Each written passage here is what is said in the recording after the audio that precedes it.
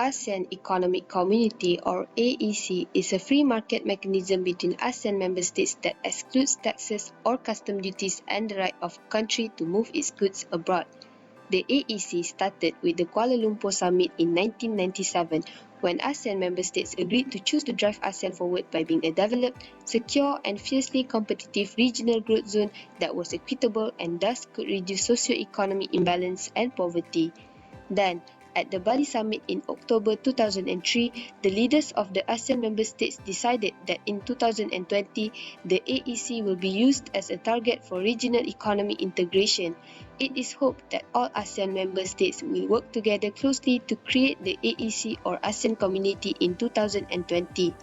The ASEAN member states agree to be able to promote the AEC in terms of its execution with consistent and structured goals. The CEBU Declaration, which covers the progress made by the ASEAN Economic Community in 2015 and the transformation of ASEAN into a trading region free of goods, skilled labour, services, investment, and even freer capital flows.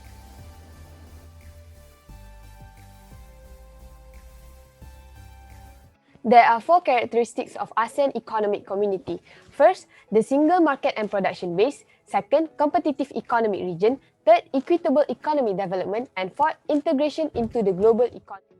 For single market and production base, AEC attempts to determine a single market and a basis for production through free flow of goods, services, investment, skilled labour and the free flow of capital. For free flow of goods, this element is to enhance the production networks of goods and products and to strengthen the capacity of the ASEAN Free Trade Area to accommodate as a global production core and the elimination of tariffs and also the establishment of a common effective preference tariff for ASEAN Free.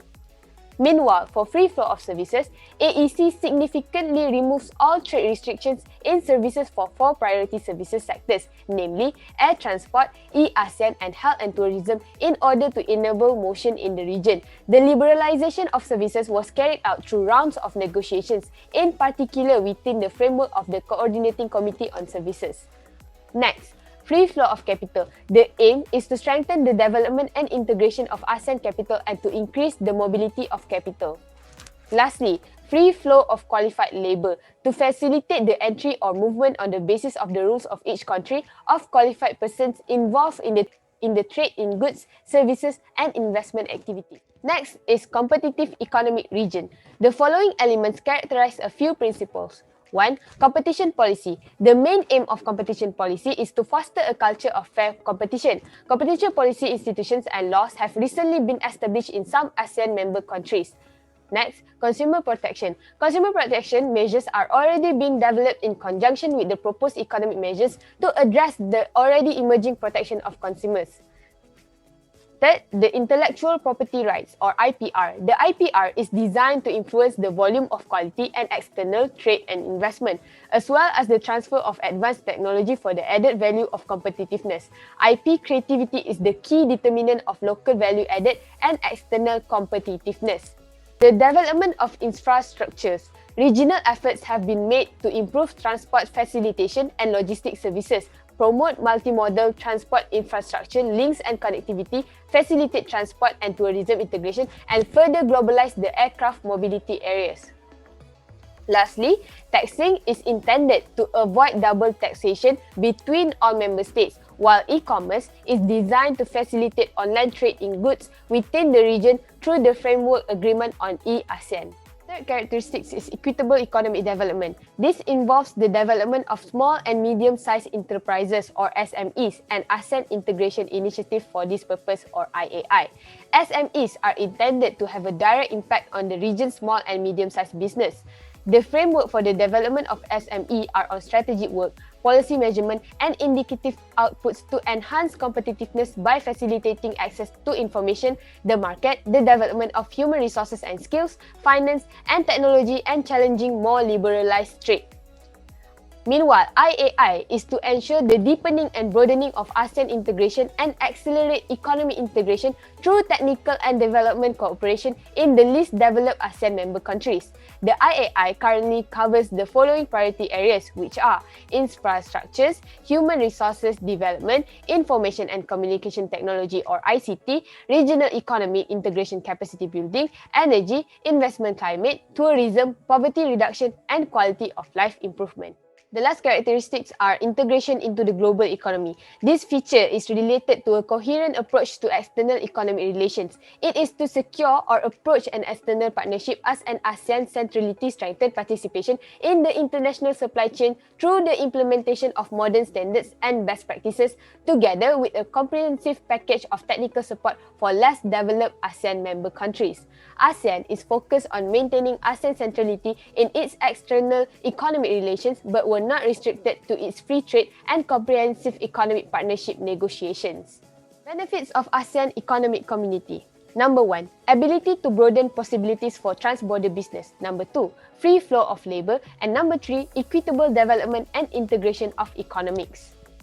For ability to broaden possibilities for trans-border business, the rising labour costs and economic downturn in China are making the AEC area more and more attractive to prospective investors. In recent years, many foreign companies based in China have started planning to move investment to alternative locations in Asia to supplement their operational capacity. A strategy called China Plus One is where the investors complement their core China operations with investment in another country to lower costs, diversify risks, and access new markets. ASEAN countries have such a varied set of institutional capacities, environmental capital, and also skilled manpower individually. We can take a look at Singapore. Singapore has grown as a financial and legal powerhouse that provides access to investors' resources. Meanwhile, Indonesia has large natural resources in a variety of fields. And Malaysia are rich in natural resources such as timber and oil and has established a leading role in palm oil processing and refining. Attractive labour markets continue to be held by Myanmar, Cambodia and Vietnam. Companies will see AEC as an incentive to integrate development processes to take advantage of the specific capabilities and capacities of each country when trans-border trade begins to increase and tariffs begins to loosen. Innovative corporate structures are also enabled by the AEC. This means variety of specialized branches which could include headquarters-based or strategic alliances with local firms could be set up by companies in different ASEAN countries. Lastly, the competitive benefits that each country has to provide can be realized by such a structure of decreased trans-border tariffs and free flow of goods. Next benefit is free flow of labour. In competition for wage competitiveness, it will reduce incentive for foreign labour migration. In an era of global labour market, the demand for foreign workers as an input of production in labour importing countries is the major driver of international labour migration. The freer flow of goods and capital will set a course of dependency that encourages firms that already employ migrant workers to expand. The majority of existing AEC migrants are poorly trained and the majority of the new migrants are expected to be low-skilled. Hence, the governments understand this fact and implement strategy aimed at liberalizing and regularizing cross-border movements. Lastly, ensure that migrants and local employees are handled fairly by facilitating the migration of professionals and controlling the recruiting and employment of migrants.